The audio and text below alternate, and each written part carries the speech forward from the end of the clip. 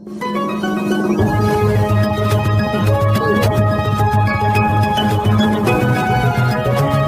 रोडवरील चव्हाण शोरूम समोर कारची पूजा करून पुढे नेताना चुकून ॲक्सिलेटरवर पाय पडल्याने भरधाव कारने दुचाकीला जोरदार धडक दिली।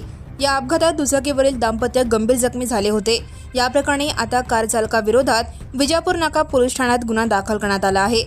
ही घटना 27 एप्रिल 2026 रोजी सोमवारी होटगी रोडवरील चव्हाण शोरूम समोर घडली। अपघातात रफिक मजीद जमखंडी वय 60 राहणार गैबी पीर परिसर आणि त्यांची पत्नी नफिसा जमखंडी वय 50 हे दोघे गंभीर जखमी झाले। फिर्यादीनुसार दुचाकी क्रमांक MH13EN 2842 वरून पत्नीसोबत जात असताना चव्हाण शोरूममधून येणारी एक पांढऱ्या रंगाची कार भरधाव वेगाने निष्काळजीपणाने चुकीच्या दिशेने आली आणि दुचाकीच्या डाव्या बाजूला जोरात धडकली। धडके इतकी जोरदार होती की कारने दुचाकीला फरफटत नेले आणि दुभाजकाला जाऊन धडकली। कार चालकाने अपघातानंतर कोणतीही विचारपूस न करता घटनास्थळावरून पळ काढला।